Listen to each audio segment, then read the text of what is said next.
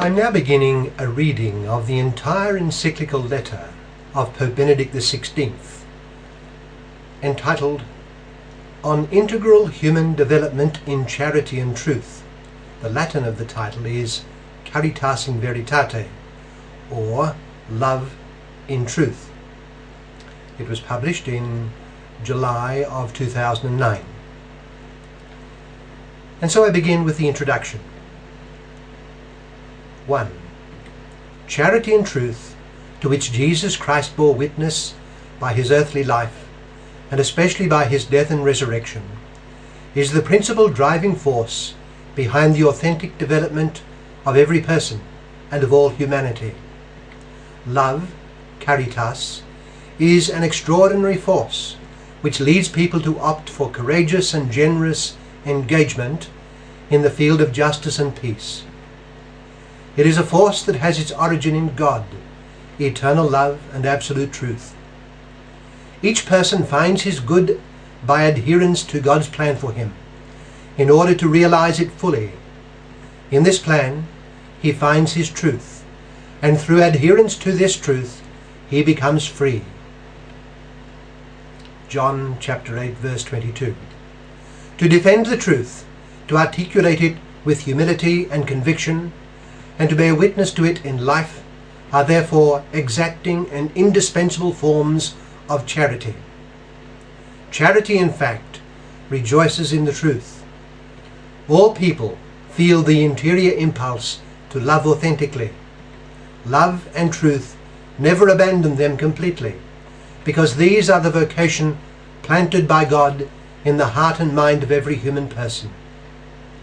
The search for love and truth is purified and liberated by Jesus Christ from the impoverishment that our humanity brings to it.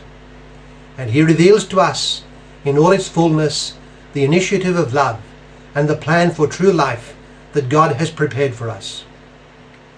In Christ, charity in truth becomes the face of his person, a vocation for us to love our brothers and sisters in the truth of his plan. Indeed, he himself is the truth, as we read in John chapter 14, verse 6. Number 2. Charity is at the heart of the Church's social doctrine. Every responsibility and every commitment spelt out by that doctrine is derived from charity, which, according to the teaching of Jesus, is the synthesis of the entire law. Matthew chapter 22, verses 36 and 40. It gives real substance to the personal relationship with God and with neighbour. It is the principle not only of micro relationships, that is, with friends, with family members, or within small groups, but also of macro relationships, social, economic and political ones. For the Church, instructed by the Gospel, charity is everything because, as St. John teaches, and as I recalled in my first encyclical letter, God is love, everything has its origin in God's love. Everything is shaped by it. Everything is directed towards it. Love is God's greatest gift to humanity. It is his promise and our hope. I am aware of the ways in which charity has been and continues to be misconstrued and emptied of meaning, with the consequent risk of being misinterpreted, detached from ethical living, and in any event undervalued.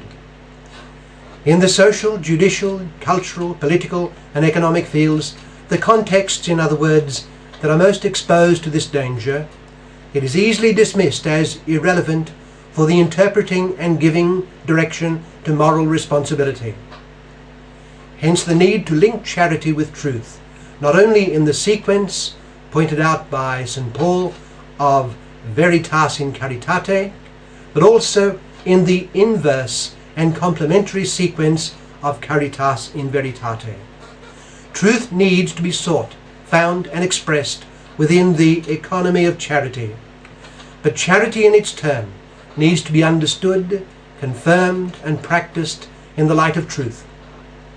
In this way, not only do we do a service to charity enlightened by truth, but we also help give credibility to truth, demonstrating its persuasive and authenticating power in the practical setting of social living.